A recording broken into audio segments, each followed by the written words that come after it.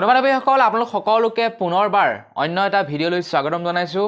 ভিডিঅ'টোৰ আজিৰ আৰম্ভণিতেই সকলোলৈকে বিহুৰ আন্তৰিক উলক আৰু অভিনন্দন জনাইছোঁ। আপোনালোকৰ যাতে বিহুটো ভালদৰে অতিবাহিত হয় তাৰে কামনা কৰিছোঁ। বাকী কমেণ্ট কৰি জনাওকচোন, যোৱাকালি বাৰু আপোনালোকে খানা পিনা খালে নে নাই খোৱা, বা আপোনালোকে যোৱাকালি চুৰ কৰিলে নে নাই কৰা, কমেণ্ট কৰি জনাব। আমিতো বিৰাট খানা খাইছোঁ কালি। তো বন্ধুবান্ধৱীসকল, আজি আপোনালোকৰ বাবে লৈ আহিছোঁ এটা ভাল খবৰ। আপোনালোকৰ যদি আধাৰ কাৰ্ড আৰু ভোটাৰ কাৰ্ড আছে তেনেহ'লে আপোনালোকৰ বাবে এটা খুব ভাল খবৰ ওলাইছে। মোৰ ভিডিঅ' যিসকলে কণ্টিনিউ চায় তেওঁলোকে হয়তো জানে যে মই আপোনালোকক জনাইছিলোঁ যে 2022 চনত আৰম্ভণিতেই আপোনালোকে আধাৰ কাৰ্ড আৰু ভোটাৰ কাৰ্ড লিংক কৰিব লাগিব বুলি আপোনালোকক মই জনাইছিলোঁ। তো যিসকলে মোৰ ভিডিঅ' কণ্টিনিউ চাই তেওঁলোকে গম পায়, আৰু যিসকলে নেকি নতুনকৈ চাইছে তেওঁলোকক জনাই থওঁ যে চৰকাৰে নতুনকৈ নিয়ম বনাইছে আধাৰ কাৰ্ড আৰু ভোটাৰ কাৰ্ড লিংক কৰিবৰ কাৰণে, যাতে আপোনাৰ ভোটাৰ কাৰ্ডখন বেলেগে ব্যৱহাৰ কৰিব নোৱাৰে, তাৰ বাবে এই নতুন নিয়মটো বনাইছে। তো বন্ধুবান্ধৱীসকল, মই আজি আপোনালোকক জনাম যে কেনেকৈ আপোনালোকে ভোটাৰ কাৰ্ড আৰু আধাৰ কাৰ্ডখন লিংক কৰিব মাত্ৰ দুটা চিম্পুল পদ্ধতিত।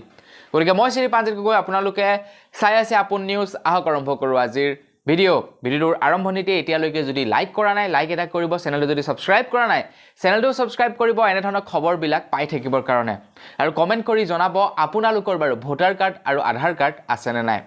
প্ৰথমটো একদম সহজ পদ্ধতি, যিটো সহজ পদ্ধতিত আপোনালোকে অতি সহজে কৰিব পাৰিব লিংক কৰিবলৈ হ'লে আপোনালোকৰ প্ৰথমে প্ৰয়োজন হ'ব আপোনালোকৰ এণ্ড্ৰইড মোবাইল, প্ৰথম যিটো পদ্ধতি আছে।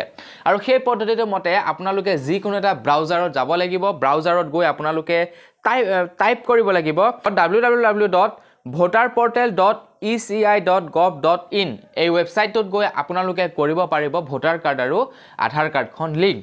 ইয়াৰ পাছৰ পদ্ধতিটো আৰু সহজ, যিটো পদ্ধতিৰ দ্বাৰা আপোনালোকে মেছেজ পঠাই ভোটাৰ কাৰ্ড আৰু আধাৰ কাৰ্ড লিংক কৰিব পাৰিব। সেই পদ্ধতিটো হৈছে আপোনালোকে 166 বা 51969 এই নাম্বাৰটোত মেছেজ পঠাব লাগিব। মেছেজত লিখিব লাগিব ভোটাৰ আইডি নাম্বাৰ, তাৰপিছত অকণমান গেপছ দিব লাগিব, দিয়াৰ পিছত আধাৰ নাম্বাৰ, আৰু আধাৰ নম্বৰ ভোটাৰ আইডি নাম্বাৰ লিখি আপোনালোকে মেছেজ পঠাব লাগিব এই নম্বৰ দুটালৈ, যিকোনো এটাত পঠালেই হ'ব। তো তাৰ পাছত আপোনালোকৰ লিংক হৈ যাব। কিন্তু এইখিনিতে আপোনালোকক জনাই থওঁ যে দুয়োটা পদ্ধতিৰ ক্ষেত্ৰতে আপোনালোকক আধাৰ কাৰ্ডৰ যিটো নেকি মোবাইল নাম্বাৰ দিয়া আছে সেই মোবাইল নম্বৰটো লাগিব, কিন্তু সেই মোবাইল নম্বৰটোৰ অবিহনে আপোনালোকে লিংক কৰিব নোৱাৰিব। এতিয়া বন্ধুবান্ধৱীসকল, আপোনালোকে যদি লিংক কৰা নাই লিংক কৰি লওক। আপোনাৰ ভোটাৰ কাৰ্ডখন বেলেগে যাতে ব্যৱহাৰ কৰিব নোৱাৰে তাৰ বাবেই লিংকটো কৰি লওক। নহ'লে কি হয়, আজিকালি ভোটাৰ কাৰ্ড ডুপ্লিকেট ওলাই যায়, কাৰোবাৰ ভোটাৰ কাৰ্ড কোনোবাই কিবা কাৰণত ব্যৱহাৰ কৰি থয়, বহুত প্ৰব্লেম হয়। তো পিছত আমি গম পাওঁ, ফচিব লাগে।